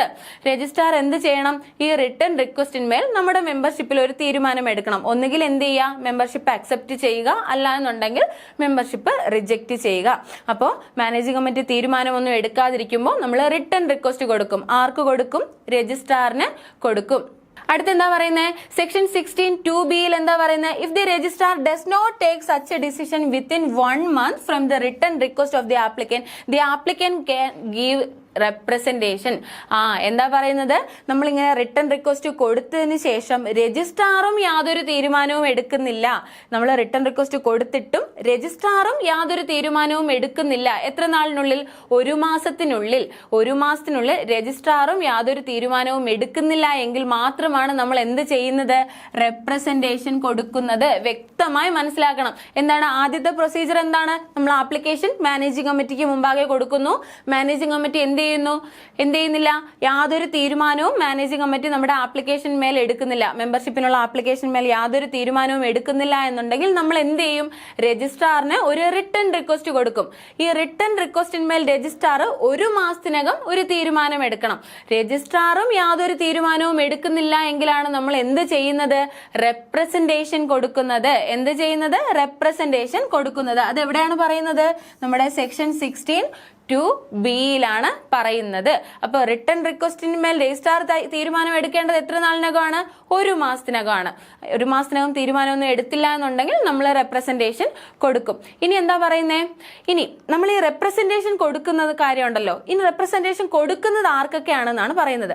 ഇനി നമ്മൾ റിട്ടേൺ റിക്വസ്റ്റ് കൊടുത്തത് രജിസ്ട്രാറിന്റെ പവർ കൺഫർ ചെയ്തിട്ടുള്ള ഉദ്യോഗസ്ഥനാണെങ്കിൽ, അതായത് ആർക്ക്, നമ്മൾ അസിസ്റ്റന്റ് രജിസ്ട്രാറിനോ ജോയിന്റ് രജിസ്ട്രാറിനോ ആണ് നമ്മൾ റിട്ടേൺ റിക്വസ്റ്റ് കൊടുത്തത്, അതിന്മേലാണ് അവർ എന്ത് ചെയ്യാത്തത്, 1 മാസത്തിനകം തീരുമാനമൊന്നും എടുക്കാതിരിക്കുന്നതെങ്കിൽ നമ്മൾ റെപ്രസെന്റേഷൻ ആർക്ക് കൊടുക്കും, രജിസ്ട്രാറിനായിരിക്കും കൊടുക്കുക. നമ്മൾ റിട്ടേൺ റിക്വസ്റ്റ് കൊടുത്തത് രജിസ്ട്രാറുടെ പദവിയിൽ കൺഫർ ചെയ്ത് കൊടുത്തിട്ടുള്ള ഉദ്യോഗസ്ഥർക്കാണെങ്കിൽ, രജിസ്ട്രാറുടെ പദവി കൺഫർ ചെയ്തിട്ട് കൊടുത്തിട്ടുള്ള ഉദ്യോഗസ്ഥർക്കാണെങ്കിൽ നമ്മൾ റെപ്രസെന്റേഷൻ കൊടുക്കുന്നത് ആർക്കായിരിക്കും, രജിസ്ട്രാറിനായിരിക്കും. If the decision is not taken by the person on whom the powers of registrar is conferred, നമ്മൾ ആർക്ക് കൊടുക്കും, രജിസ്ട്രാറിന് കൊടുക്കും. ഇനി നമ്മൾ ഡയറക്റ്റ് ആയിട്ട് റിട്ടേൺ റിക്വസ്റ്റ് കൊടുത്തത് ആർക്ക് തന്നെ ആയിരുന്നു, രജിസ്ട്രാറിന് തന്നെ ആയിരുന്നു. അങ്ങനെയാണെങ്കിൽ നമ്മൾ ആർക്കായിരിക്കും റെപ്രസെന്റേഷൻ കൊടുക്കുക, ആർക്കായിരിക്കും, ഗവൺമെന്റിനായിരിക്കും റെപ്രസെന്റേഷൻ കൊടുക്കുക. അതായത് റിട്ടേൺ റിക്വസ്റ്റ് കൊടുത്തത് രജിസ്ട്രാറിനായിരുന്നു, രജിസ്ട്രാർ ആണ് അതിന്മേൽ യാതൊരു തീരുമാനവും എടുക്കാത്തതെങ്കിൽ നമ്മൾ റെപ്രസെന്റേഷൻ ആർക്ക് കൊടുക്കും, ഗവൺമെന്റിന് കൊടുക്കും. ഇനി രജിസ്ട്രാറോ ഗവൺമെന്റോ ഇതിന്മേൽ എത്ര ദിവസത്തിനുള്ളിലാണ് തീരുമാനം എടുക്കേണ്ടത്, എത്ര ദിവസത്തിനുള്ളിലാണ്, 30 ദിവസത്തിനുള്ളിൽ. റെപ്രസെന്റേഷൻ കിട്ടിക്കഴിഞ്ഞാൽ രജിസ്ട്രാറോ ഗവൺമെന്റോ തീരുമാനം എടുക്കേണ്ടത്, ആ റെപ്രസെന്റേഷൻ മേൽ ഒരു ഡിസിഷൻ എടുക്കേണ്ടത് എത്ര ദിവസത്തിനുള്ളിലാണ്, 30 ദിവസത്തിനുള്ളിലാണ്. ഓക്കെ, മറക്കാതെ പഠിക്കുക. നമ്മൾ ആദ്യം എന്ത് പഠിച്ചു, 2 മാസം. 2 മാസം എന്താണ്, നമ്മൾ മാനേജിംഗ് കമ്മിറ്റിക്ക് മെമ്പർഷിപ്പിനുള്ള ആപ്ലിക്കേഷൻ കൊടുത്തു, മാനേജിംഗ് കമ്മിറ്റി തീരുമാനം എടുക്കേണ്ടത് എത്ര മാസത്തിനുള്ളിലാണ്, 2 മാസത്തിനുള്ളിലാണ്. 2 മാസമായിട്ട് മാനേജിംഗ് കമ്മിറ്റി യാതൊരു തീരുമാനവും എടുക്കുന്നില്ല എന്നുണ്ടെങ്കിൽ നമ്മൾ എന്ത് ചെയ്യും, റിട്ടേൺ റിക്വസ്റ്റ് കൊടുക്കും. റിട്ടേൺ റിക്വസ്റ്റ് ആർക്കാ കൊടുക്കുന്നത്, രജിസ്ട്രാറിനാണ് കൊടുക്കുന്നത്. രജിസ്ട്രാർ എത്ര നാളിനുള്ളിൽ റിട്ടേൺ റിക്വസ്റ്റിൽ ഒരു തീരുമാനം എടുക്കണം, അല്ലെങ്കിൽ റിട്ടേൺ റിക്വസ്റ്റിനുള്ളിൽ എത്ര നാളിനുള്ളിൽ രജിസ്ട്രാർ ഒരു തീരുമാനം എടുക്കണം, എത്രയാണ്, 1 മാസമാണല്ലേ, 1 മാസത്തിനുള്ളിൽ തീരുമാനം എടുക്കണം. ഈ രജിസ്ട്രാറും യാതൊരു തീരുമാനവും എടുക്കുന്നില്ല എന്നുണ്ടെങ്കിൽ നമ്മൾ എന്ത് ചെയ്യും, നമ്മൾ റെപ്രസെന്റേഷൻ കൊടുക്കും. രജിസ്ട്രാറുടെ പവർ കൺഫർ ചെയ്ത് കൊടുത്തിട്ടുള്ള ആൾക്കാണ് നമ്മൾ റിട്ടേൺ റിക്വസ്റ്റ് കൊടുത്തതെങ്കിൽ രജിസ്ട്രാറിനായിരിക്കും റെപ്രസെന്റേഷൻ കൊടുക്കുക. നമ്മുടെ രജിസ്ട്രാറിന് തന്നെ നേരിട്ടാണ് നമ്മൾ റിട്ടേൺ റിക്വസ്റ്റ് കൊടുത്തത്, അതിന്മേലാണ് രജിസ്ട്രാർ തീരുമാനം ഒന്നും എടുക്കാതിരിക്കുന്നതെങ്കിൽ നമ്മൾ ആർക്ക് റെപ്രസെന്റേഷൻ കൊടുക്കും, ഗവൺമെന്റിന് റെപ്രസെന്റേഷൻ കൊടുക്കും. റെപ്രസെന്റേഷൻ കിട്ടിക്കഴിഞ്ഞാൽ രജിസ്ട്രാറോ ഗവൺമെന്റോ 30 ദിവസത്തിനുള്ളിൽ അതിന്മേൽ ഒരു തീരുമാനം എടുത്തിരിക്കണം. ഓക്കെ, വളരെ ഇമ്പോർട്ടന്റ് ആയിട്ടുള്ള ഒരു പോർഷൻ ആണ്, ഒരു കാരണവശാലും നിങ്ങൾ മറക്കരുത്. ഒത്തിരി തവണ എക്സാമിന് ചോദിച്ചിട്ടുള്ളതും ഇനി ചോദിക്കാൻ സാധ്യതയുള്ളതുമായ ഒരു മേഖലയാണ് ഇത്. ഓക്കെ, ഇനി അടുത്ത് എന്താ പറയുന്നത്, നമ്മുടെ സെക്ഷൻ 16 സബ്സെക്ഷൻ 3യിലാണ് പറയുന്നത്. ഇനി നമ്മൾ ഇത്രയും നേരം നമ്മൾ ഡിസ്കസ് ചെയ്തത് മാനേജിംഗ് കമ്മിറ്റി തീരുമാനമൊന്നും എടുക്കാതിരിക്കുമ്പോഴുള്ള പ്രൊസീജിയേഴ്സ് ആണ്. ഇനി സെക്ഷൻ 16(3)യിൽ പറയുന്നത് മാനേജിംഗ് കമ്മിറ്റി ഒരു ഡിസിഷൻ എടുത്തു, പക്ഷെ എന്തായിരുന്നു ആ ഡിസിഷൻ, നമ്മുടെ ആപ്ലിക്കേഷൻ റിജക്റ്റ് ചെയ്യുക എന്നുള്ളതായിരുന്നു ഡിസിഷൻ. നമ്മുടെ ആപ്ലിക്കേഷൻ എന്ത് ചെയ്തു, മാനേജിംഗ് കമ്മിറ്റി റെഫ്യൂസ് ചെയ്തു. അങ്ങനെയാണെന്നുണ്ടെങ്കിൽ മാനേജിംഗ് കമ്മിറ്റി അത് എത്ര നാളിനുള്ളിൽ വ്യക്തിയെ അറിയിക്കണം, എത്ര നാളിനുള്ളിലാണ്, 15 ദിവസത്തിനുള്ളിൽ ഇത് ആ പറയുന്ന വ്യക്തിയുമായി കമ്മ്യൂണിക്കേറ്റ് ചെയ്തിരിക്കണം. In the case of refusal of membership by managing committee the decision shall be communicated within 15 days from the date of refusal. Managing committee നമ്മുടെ ആപ്ലിക്കേഷൻ നിരസിക്കുകയാണെന്നുണ്ടെങ്കിൽ ഇത് 15 ദിവസത്തിനുള്ളിൽ കാര്യകാരണ സഹിതം ഇത് ആ വ്യക്തിയുമായി കമ്മ്യൂണിക്കേറ്റ് ചെയ്തിരിക്കണം. ഇത് എവിടെയാണ് പറയുന്നത്, സെക്ഷൻ 16 സബ്സെക്ഷൻ 3യിലാണ് പറയുന്നത്. ഇനി നോക്കിയേ, നമ്മൾ റെഫ്യൂസ് ചെയ്ത് കഴിഞ്ഞാൽ നമുക്ക് അടുത്ത് എന്താ ചെയ്യാൻ പറ്റുക, അപ്പീൽ പോവാം അല്ലെ. തീരുമാനം ഒന്നും എടുക്കാതിരിക്കുകയാണ്, നോട്ട് ഡിസ്പോസ്ഡ് ആണെന്നുണ്ടെങ്കിൽ, തീരുമാനം ഒന്നും എടുക്കാതിരിക്കുകയാണെങ്കിൽ നമ്മൾ റെപ്രസെന്റേഷൻ കൊടുത്തു. ഇനി നമ്മുടെ തീരുമാനം എടുത്തു, പക്ഷെ അതെന്തായിരുന്നു, റിജക്ഷൻ ആയിരുന്നു. അങ്ങനെയാണെന്നുണ്ടെങ്കിൽ നമുക്ക് എന്താ ചെയ്യാൻ പറ്റുക, അപ്പീലിനാണ് പോവാനായിട്ട് സാധിക്കുക. ഇനി നോക്കിയേ, the appeal for refusal of membership should be given by the registrar. മെമ്പർഷിപ്പിന്റെ അപ്പീൽ നമ്മൾ ആർക്കാ കൊടുക്കുക? റിജക്റ്റ് ചെയ്തതിന് ശേഷം നമ്മൾ എന്ത് ചെയ്യാം? നമുക്ക് അപ്പീലിന് പോകാം. അപ്പൊ മെമ്പർഷിപ്പിനുള്ള അപ്പീൽ ആർക്കാ കൊടുക്കുക? രജിസ്ട്രാറിനാണ് കൊടുക്കുക. എത്ര ദിവസത്തിനുള്ളിൽ കൊടുക്കണം? Within 60 days. റിജക്ഷൻ കഴിഞ്ഞ് 60 ദിവസത്തിനുള്ളിൽ നമ്മൾ എന്ത് ചെയ്തിരിക്കണം? നമ്മൾ രജിസ്ട്രാറിന് അപ്പീൽ കൊടുത്തിരിക്കണം. ഇത് എവിടെയാണ് പറയുന്നത്? സെക്ഷൻ 83 സബ്സെക്ഷൻ 2 പറയുന്നത്. സെക്ഷൻ 83 എന്താണ്? സെക്ഷൻ 83 എന്താ? അപ്പീൽസ് ടു അതർ അതോറിറ്റീസ് ആണ് സെക്ഷൻ 83. ആ സെക്ഷൻ 83യുടെ സബ്സെക്ഷൻ 2 എന്ത് പറയുന്നത്? മെമ്പർഷിപ്പിനുള്ള അപ്പീല് രജിസ്ട്രാറിന് കൊടുക്കണം. 60 ദിവസത്തിനുള്ളിൽ രജിസ്ട്രാറിന് കൊടുക്കണം എന്ന് പറയുന്നത് നമ്മുടെ സെക്ഷൻ 83 സബ്സെക്ഷൻ 2 ഇനി രജിസ്ട്രാറിന് ഈ അപ്പീല് കിട്ടിക്കഴിഞ്ഞതിന് ശേഷം രജിസ്ട്രാർ എന്താ ചെയ്യാ? രജിസ്ട്രാർ അതിന്മേൽ ഒരു തീരുമാനം എടുക്കും അല്ലെ. Appeal should be disposed by registrar within 2 months from the date of appeal. Appeal കിട്ടിക്കഴിഞ്ഞ് 2 മാസത്തിനുള്ളിൽ രജിസ്ട്രാർ ഈ അപ്പീലിന്മേൽ ഒരു തീരുമാനം എടുത്തിരിക്കണം. ഈ 2 മാസത്തിനുള്ളിലാണ് മെമ്പർഷിപ്പിന്റെ അപ്പീലിന്മേൽ രജിസ്ട്രാർ തീരുമാനം എടുക്കേണ്ടത്. എത്ര നാളിനുള്ളിലാണ്? 2 മാസത്തിനുള്ളിലാണ്. ഇത് എവിടെയാണ് പറയുന്നത്?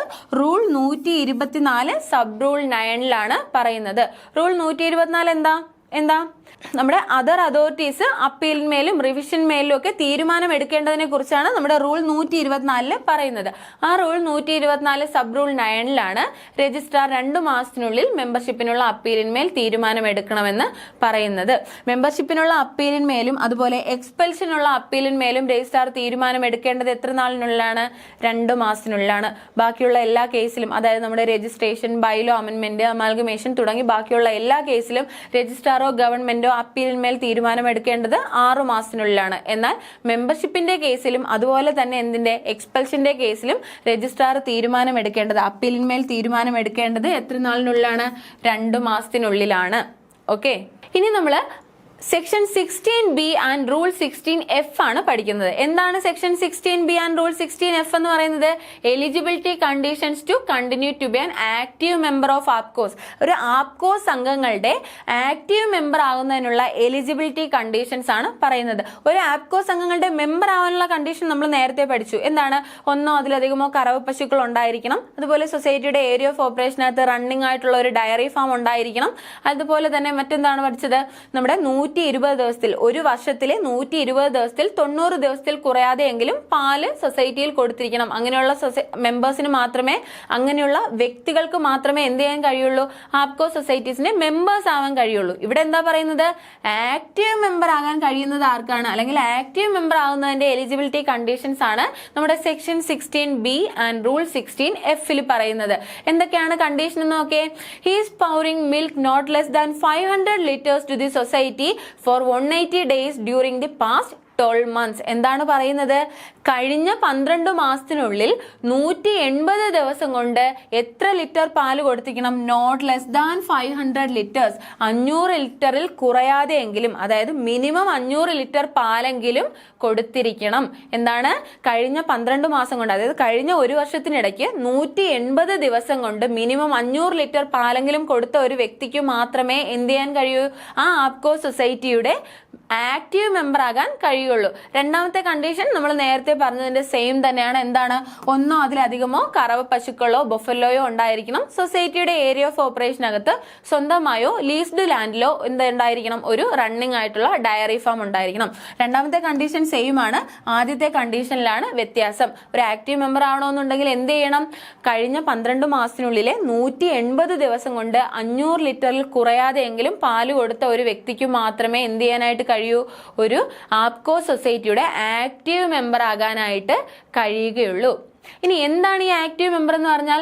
Only active member shall be eligible become a member of managing committee of APCOS and to continue as a member of such committee. എന്താ പറയുന്നത്? ആക്റ്റീവ് മെമ്പറിന് മാത്രമേ എന്ത് ചെയ്യാനായിട്ട് കഴിയൂ? മാനേജിംഗ് കമ്മിറ്റി മെമ്പർ ആകാനായിട്ട് കഴിയൂ. ആ ആപ്കോ സൊസൈറ്റിയുടെ മാനേജിംഗ് കമ്മിറ്റി മെമ്പർ ആകാനായിട്ട് കഴിയുന്ന ആർക്ക് മാത്രമാണ്? ആ സൊസൈറ്റിയുടെ ആക്റ്റീവ് മെമ്പേഴ്സിന് മാത്രമാണ്. അതുപോലെ തന്നെ മാനേജിംഗ് കമ്മിറ്റിയിൽ തുടരണമെങ്കിലും എന്ത് ചെയ്യണം? ഈ കണ്ടീഷൻസ് നമ്മൾ പാലിച്ചിരിക്കണം. മാനേജിംഗ് കമ്മിറ്റി മെമ്പർ ആയ സമയത്ത് ഈ പറയുന്ന കണ്ടീഷൻ പാലിച്ചു, പക്ഷെ മാനേജിംഗ് കമ്മിറ്റി തുടരുന്ന സമയത്ത് ആ കണ്ടീഷൻ പാലിക്കാതിരുന്നാൽ അയാൾക്ക് അവിടെ കണ്ടിന്യൂ ചെയ്യാൻ പറ്റുമോ? ഇല്ല, കണ്ടിന്യൂ ചെയ്യാനായിട്ട് പറ്റില്ല. മാനേജിംഗ് കമ്മിറ്റിയിൽ വരണമെങ്കിലോ അല്ലെങ്കിൽ മാനേജിംഗ് കമ്മിറ്റിയിൽ മത്സരിക്കണമെങ്കിലും മാനേജിംഗ് കമ്മിറ്റി മെമ്പറായി തുടരണമെങ്കിലും ഈ ആക്റ്റീവ് മെമ്പറിന് നമ്മൾ പറഞ്ഞ 2 കണ്ടീഷനും ആ വ്യക്തി പാലിച്ചിരിക്കണം. ഓക്കെ, അടുത്തെന്താ പറയുന്നത്? അടുത്തെന്താ? General body of RCMBU consist of president of APCOS. എന്താണ്? ഒരു ആപ്കോസ് സംഘത്തിന്റെ പ്രസിഡന്റിനു മാത്രമേ അതിന്റെ RCMBUന്റെ ജനറൽ ബോഡിയിൽ പങ്കെടുക്കാനായിട്ട് കഴിയൂ. RCMBU എന്ന് പറഞ്ഞാൽ എന്താ? നമ്മുടെ ആപ്കോ സൊസൈറ്റികളുടെ എന്താണ്? സെൻട്രൽ ലെവൽ സൊസൈറ്റിയാണ് RCMBU. നമ്മൾ പഠിച്ചല്ലേ, ആപ്കോസ് ആണ് താഴെ വരിക, നമ്മുടെ പ്രൈമറി ക്ഷീര ഉൽപാദക സംഘങ്ങളാണ് താഴെ വരിക. അതിന്റെ സെൻട്രൽ ലെവലിൽ പ്രവർത്തിക്കുന്നതാണ് എന്ത്? RCMBU, regional cooperative milk producers unions. അതിന്റെ അപ്പെക്സ് ലെവലിൽ പ്രവർത്തിക്കുന്നതാണ് എന്ത്? KCMMF, നമ്മൾ മിൽമ എന്ന് പറയും അല്ലെ, മിൽമ. അതായത് ഇങ്ങനെയാണ് അതിന്റെ സ്ട്രക്ചർ വരിക. അപ്പൊ ഈ ആപ്കോസിലെ മെമ്പേഴ്സ് ആയിരിക്കും എവിടത്തെ ജനറൽ ബോഡിയിൽ ഉണ്ടാവുക? RCMBUന്റെ ജനറൽ ബോഡിയിൽ ഉണ്ടാവുക. ഇത്തരത്തിൽ ആപ്കോ സൊസൈറ്റികളുടെ പ്രസിഡന്റിന് മാത്രമേ എന്ത് ചെയ്യാൻ കഴിയൂ? RCMBUന്റെ ജനറൽ ബോഡി മെമ്പർ ആകാനായിട്ട് കഴിയുകയുള്ളൂ. ഒരു എക്സാമിന് ചോദിച്ചിട്ടുള്ളതാണ്, മറക്കാതെ പഠിക്കുക. അപ്പോൾ ആർക്കാണ് RCMBUന്റെ ജനറൽ ബോഡിയിൽ പങ്കെടുക്കാൻ സാധിക്കുന്നത്? ആപ്കോസിന്റെ പ്രസിഡന്റിനാണ്. ആപ്കോസിന്റെ പ്രസിഡന്റിനാണ് എന്ത്? RCMBUന്റെ ജനറൽ ബോഡിയിൽ പങ്കെടുക്കാനായിട്ട് സാധിക്കുന്നത്. അടുത്ത് നോക്കിയേടാ, ഇനി നമ്മൾ ആപ്കോ സംഘങ്ങളെ കുറിച്ച് പഠിച്ചില്ലേ? ഈ ആപ്കോ സംഘങ്ങളിലെ കുറച്ച് കണ്ടീഷൻസ് ആണ്, നമ്മൾ ഓൾറെഡി പഠിച്ചതാണ്. നമുക്ക് ഒരു ചാർട്ട് രൂപേണ നമുക്ക് നോക്കിയാലോ? എന്താ പറയുന്നത്? Eligibility conditions to become a member of APCOS. ഒരു ആപ്കോസിന്റെ മെമ്പർ ആകാനുള്ള കണ്ടീഷൻ എന്താണ്? ഒരു കണ്ടീഷൻ എന്താണ്? ഒന്നോ അതിലധികമോ കറവ പശുക്കളോ അതുപോലെ സൊസൈറ്റിയുടെ ഏരിയ ഓഫ് ഓപ്പറേഷനകത്ത് റണ്ണിംഗ് ആയിട്ടുള്ള ഡയറി ഫാമോ ഉണ്ടായിരിക്കണം. ഇതിൽ നമ്മൾ വ്യത്യസ്തമായിട്ട് വരുന്ന കണ്ടീഷനാണ് പറയുന്നത്. എന്താണ് condition? He's pouring milk not less than 90 days within a period of 120 days in a year of the society. ഒരു വർഷത്തിലെ 120 ദിവസത്തിൽ 90 ദിവസത്തിൽ കുറയാതെ എങ്കിലും പാല് കൊടുത്തിട്ടുള്ള വ്യക്തിക്ക് എന്ത് ചെയ്യാം? ഒരു ആപ്കോ സൊസൈറ്റിയുടെ മെമ്പർ ആകാം. ആക്റ്റീവ് മെമ്പർ ആകണമെങ്കിലോ? ആക്റ്റീവ് മെമ്പർ ആകാൻ എവിടെയാ പറയുന്നത്? നമ്മുടെ സെക്ഷൻ 16B റൂൾ 16Fലുമാണ് ആക്റ്റീവ് മെമ്പറെ കുറിച്ച് പറയുന്നത്. ആക്റ്റീവ് മെമ്പർ ആവാൻ എന്ത് ചെയ്യണം? 180 days കഴിഞ്ഞ 12 മാസത്തിനുള്ളിലെ 180 days കൊണ്ട് 180 ദിവസം കൊണ്ട് 500 ലിറ്റർ പാലിൽ കുറയാതെ ആ സൊസൈറ്റിയിൽ കൊടുത്തിട്ടുള്ള വ്യക്തിക്ക് മാത്രമേ എന്ത് ചെയ്യാൻ കഴിയൂ? അതിന്റെ ആക്റ്റീവ് മെമ്പർ ആകാനായിട്ട് കഴിയുകയുള്ളൂ. അടുത്തെന്താ? Eligibility conditions of APCOS to become a member of RCMBU. RCMBUവിൽ ആപ്കോസിന്റെ എലിജിബിലിറ്റി കണ്ടീഷൻ, RCMBUവിൽ മെമ്പർ ആകുന്നതിനുള്ള അല്ലെങ്കിൽ അഫിലിയേറ്റ് ചെയ്യുന്നതിനുള്ള എന്താണ്? ആപ്കോസിന്റെ എലിജിബിലിറ്റി കണ്ടീഷൻസ് ആണ് എവിടെ പറയുന്നത്? സെക്ഷൻ 8A4ലും റൂൾ 16E1Aയിലും. സെക്ഷൻ 8A എന്താണ്? അഫിലിയേറ്റഡ് ടു അപ്പെക്സ് സൊസൈറ്റീസ് അല്ലേ? ആ അഫിലിയേറ്റഡ് ടു അപ്പെക്സ് സൊസൈറ്റീസ് എന്ന് പറയുന്ന സെക്ഷനിലെ സബ്സെക്ഷൻ 4ലാണ് എന്ത്? നമ്മുടെ ആപ്കോസിന്റെ അഫിലിയേഷൻ അല്ലെങ്കിൽ ആപ്കോസ് RCMBUവിൽ അഫിലിയേറ്റ് ചെയ്യപ്പെടുന്ന കാര്യം, അതിനുള്ള ക്വാളിഫിക്കേഷൻ അല്ലെങ്കിൽ കണ്ടീഷൻ എന്താണെന്ന് പറയുന്നത്. എന്താണ്? ആപ്കോസ് having A regular managing committee. ഇങ്ങനെ അഫിലിയേറ്റ് ചെയ്യാൻ പോകുന്ന ആപ്കോസിന് എന്തൊന്നുണ്ടായിരിക്കണം? ഒരു റെഗുലർ ആയിട്ടുള്ള മാനേജിംഗ് കമ്മിറ്റി ഉണ്ടായിരിക്കണം. അതുപോലെ തന്നെ എന്താ?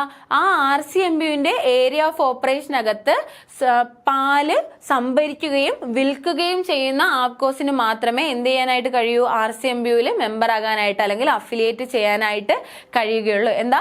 ആപ്കോസ് having A regular managing committee and doing the business of milk procurement and sales within area of operation of the RCMBU. നമ്മുടെ RCMBU എങ്ങനെയാണ്? RCMBUവിന്റെ ഏരിയ ഓഫ് ഓപ്പറേഷൻ എന്ന് പറയുന്നത് 3-4 ഡിസ്ട്രിക്ട് വീതമായിരിക്കും അല്ലെ? നമുക്ക് 3 RCMBU ആണുള്ളത്. അതിൽ ഓരോ RCMBUവിന്റെയും ഏരിയ ഓഫ് ഓപ്പറേഷൻ എന്ന് പറയുന്നത് 2-3 ഡിസ്ട്രിക്ട് വീതമായിരിക്കും. അങ്ങനെ ആ RCMBUവിന്റെ ഏരിയ ഓഫ് ഓപ്പറേഷനകത്ത് എന്ത് ചെയ്യണം? ഈ ആപ്കോസ് സൊസൈറ്റികൾ പാല് സംഭരിക്കുകയും വിൽക്കുകയും ചെയ്യുന്ന ആപ്കോ സൊസൈറ്റികൾക്ക് മാത്രമേ എന്ത് ചെയ്യാനായിട്ട് കഴിയൂ? RCMBUവിന്റെ മെമ്പർ ആകാനായിട്ട് അല്ലെങ്കിൽ ജനറൽ ബോഡിയിൽ പങ്കെടുക്കാനായിട്ട് കഴിയുകയുള്ളൂ. ഇനി നോക്കിയടാ, ഹോസ്പിറ്റൽ സൊസൈറ്റി ഇമ്പോർട്ടന്റ് ആയിട്ടുള്ള ഒരു ഭാഗമാണ്. ഹോസ്പിറ്റൽ സൊസൈറ്റികളുടെ മെമ്പർഷിപ്പ് എന്താണ്? ഇനി hospital society industrial and commercial establishment and other organisation registered under any law may be admitted as members. എന്താണ് പറയുന്നത്? ഒരു ഹോസ്പിറ്റൽ സൊസൈറ്റിക്ക് ഏതൊരു ഇൻഡസ്ട്രിയൽ ആൻഡ് കൊമേഴ്ഷ്യൽ എസ്റ്റാബ്ലിഷ്മെന്റിനെയും മറ്റ് ഓർഗനൈസേഷനെയും എന്തായിട്ട് അഡ്മിറ്റ് ചെയ്യാം? മെമ്പർ ആയിട്ട് അഡ്മിറ്റ് ചെയ്യാം. എന്തായിട്ട് അഡ്മിറ്റ് ചെയ്യാം? മെമ്പർ ആയിട്ട് അഡ്മിറ്റ് ചെയ്യാം. ഇനി അതുപോലെ തന്നെ തന്നെ ഹോസ്പിറ്റൽ സൊസൈറ്റിക്ക് മറ്റൊരു സൊസൈറ്റിയെ എനി അതർ സൊസൈറ്റിയെ എന്താക്കാം? നോമിനൽ ഓർ അസോസിയേറ്റ് മെമ്പർ ആക്കാം. എന്താക്കാം? നോമിനൽ ഓർ അസോസിയേറ്റ് മെമ്പർ ആക്കാം. ഇത് മറന്നു പോകരുത്. ഇൻഡസ്ട്രിയൽ ആൻഡ് കൊമേഴ്ഷ്യൽ എസ്റ്റാബ്ലിഷ്മെന്റിനെ ഹോസ്പിറ്റൽ സൊസൈറ്റിക്ക് മെമ്പർ ആക്കാം. എന്നാൽ മറ്റു സൊസൈറ്റികളെ എന്താക്കാം? നോമിനൽ ഓർ അസോസിയേറ്റ് മെമ്പർ ആക്കാം. രണ്ടും തമ്മിൽ വ്യത്യാസമുണ്ട്, മറന്നു പോകരുത്. ഓക്കെ, ഇനി ഒരു ഹോസ്പിറ്റൽ സൊസൈറ്റി എന്ന് പറഞ്ഞാൽ എന്തായിരിക്കണം ആ ഹോസ്പിറ്റൽ സൊസൈറ്റിയുടെ ഒബ്ജക്റ്റ്? ഏത് തരം സൊസൈറ്റികളാണ് ഒരു ഹോസ്പിറ്റൽ സൊസൈറ്റി എന്ന് പറയാനായിട്ട് സാധിക്കുക? ഒന്നാമത്തെ കണ്ടീഷൻ എന്താ? To run a hospital. ഈ സൊസൈറ്റി എന്ത് ചെയ്തിരിക്കണം? ഒരു ഹോസ്പിറ്റലെ റൺ ചെയ്തിരിക്കണം. ഒന്നുകിൽ ഒരു ഹോസ്പിറ്റലെ റൺ ചെയ്തിരിക്കണം, അല്ല എന്നുണ്ടെങ്കിൽ എന്താ? ഒരു medical and paramedical course conduct ചെയ്തിരിക്കണം. അതും അല്ലെങ്കിൽ എന്താ? അറ്റ്ലീസ്റ്റ് ഒരു മെഡിക്കൽ ഷോപ്പെങ്കിലും റൺ ചെയ്യുന്ന സൊസൈറ്റികളെ മാത്രമേ എന്തെന്ന് നമുക്ക് വിശേഷിപ്പിക്കാൻ സാധിക്കൂ? ഹോസ്പിറ്റൽ സൊസൈറ്റീസ് എന്ന് വിശേഷിപ്പിക്കാൻ സാധിക്കൂ. അപ്പൊ ചോദിക്കാം, ഹോസ്പിറ്റൽ സൊസൈറ്റീസിന്റെ ഒബ്ജക്ട് അല്ലാത്തത് ഏതെന്ന് വേണമെങ്കിൽ ചോദിക്കാം, അല്ലെങ്കിൽ ഒബ്ജക്ട് ഏതാണെന്ന് ചോദിക്കാം. ഏതൊക്കെയാണ് ഒരു കോപ്പറേറ്റീവ് സൊസൈറ്റീസിന്റെ ഒബ്ജക്ട് എന്ന് പറയുന്നത്? ഒന്നുകിൽ ആ ഹോസ്പിറ്റൽ സൊസൈറ്റി സ്വന്തമായ ഒരു ഹോസ്പിറ്റൽ റൺ ചെയ്യണം, അല്ലെങ്കിൽ ഒരു പാരാമെഡിക്കൽ കോഴ്സോ മെഡിക്കൽ കോഴ്സോ കണ്ടക്ട് ചെയ്യണം, അല്ല എന്നുണ്ടെങ്കിൽ എന്താണ്? അറ്റ്ലീസ്റ്റ് ഒരു മെഡിക്കൽ ഷോപ്പെങ്കിലും കണ്ടക്ട് ചെയ്യുന്ന സൊസൈറ്റികളെ മാത്രമേ നമുക്ക് എന്ത് ചെയ്യാനായിട്ട് വിശേഷിപ്പിക്കാൻ സാധിക്കുകയുള്ളൂ? ഒരു ഹോസ്പിറ്റൽ സൊസൈറ്റി എന്ന് വിശേഷിപ്പിക്കാൻ സാധിക്കുകയുള്ളൂ. ഇനി നമ്മൾ ഇത്രയും നേരം പഠിച്ചതിന്റെ കുറച്ച് ടൈം ലിമിറ്റ്സ് ഒന്ന് ഒറ്റ നോട്ടത്തിൽ നോക്കിയാലോ? എന്താ നോക്കിയേ? A decision for application of membership should be taken by the managing committee within dash from the date of receipt of application. എന്താണ് പറയുന്നത്? ഒരു മാനേജിംഗ് കമ്മിറ്റി മെമ്പർഷിപ്പിനുള്ള ആപ്ലിക്കേഷൻ കിട്ടിക്കഴിഞ്ഞാൽ എത്ര ദിവസത്തിനുള്ളിൽ തീരുമാനം എടുക്കണം എന്നാണ് ചോദ്യം. എത്ര ദിവസത്തിനുള്ളിലാണ് തീരുമാനം എടുക്കേണ്ടത്? എത്ര ദിവസമാണ്? 2 മാസത്തിനുള്ളിൽ. എത്ര ദിവസത്തിനുള്ളിലാണ് തീരുമാനം എടുക്കേണ്ടത്? 2 മാസത്തിനുള്ളിൽ തീരുമാനം എടുക്കണം. അടുത്ത എന്താ പറയുന്നത്? If the registrar does not take such decision within dash from the date of written request of the applicant cannot give representation before the registrar or government. Registrar written റിക്വസ്റ്റിന്മേൽ എത്ര ദിവസത്തിനുള്ളിൽ തീരുമാനം ഒന്നും എടുക്കാതിരിക്കുമ്പോഴാണ് നമ്മൾ രജിസ്ട്രാറിനോ ഗവൺമെന്റിനോ എന്ത് കൊടുക്കുന്നത്? റെപ്രസെന്റേഷൻ കൊടുക്കുന്നത്. എത്ര ദിവസത്തിനുള്ളിലാണ് രജിസ്ട്രാർ റിട്ടൺ റിക്വസ്റ്റിൽ തീരുമാനം എടുക്കേണ്ടത്? എത്ര ദിവസത്തിനുള്ളിലാണ്? എത്രയാണ്? 1 month. 1 മാസത്തിനുള്ളിലാണ് രജിസ്ട്രാർ റിട്ടൺ റിക്വസ്റ്റിൽ തീരുമാനം എടുക്കേണ്ടത്. അങ്ങനെ 1 മാസത്തിനുള്ളിൽ തീരുമാനം എടുക്കാതിരിക്കുമ്പോഴാണ് നമ്മൾ എന്ത് ചെയ്യുന്നത്? റെപ്രസെന്റേഷൻ കൊടുക്കുന്നത്. രജിസ്ട്രാറിനോ ഗവൺമെന്റിനോ റെപ്രസെന്റേഷൻ കൊടുക്കുന്നത്. അടുത്തെന്താ? The registrar or government should take a decision within dash days from the date of such representation. Representation കിട്ടിക്കഴിഞ്ഞാൽ രജിസ്ട്രാറോ ഗവൺമെന്റോ എത്ര ദിവസത്തിനുള്ളിൽ ആ റെപ്രസെന്റേഷന്മേൽ ഒരു തീരുമാനം എടുക്കണം? എത്ര ദിവസത്തിനുള്ളിലാണ് തീരുമാനം എടുക്കേണ്ടത്? എത്രയാണ്? 30 days. 30 ദിവസത്തിനുള്ളിലാണ് തീരുമാനം എടുക്കേണ്ടത്. ഇത് മൂന്നും വളരെ വളരെ ഇമ്പോർട്ടന്റ് ആണ്, മറക്കാതെ പഠിച്ചിരിക്കേണ്ട കാര്യങ്ങളാണ്. ഓക്കെ, അടുത്തെന്താ? In the case of refusal of membership by managing committee the decision shall be communicated within dash days from the date of such refusal. എന്താണ്?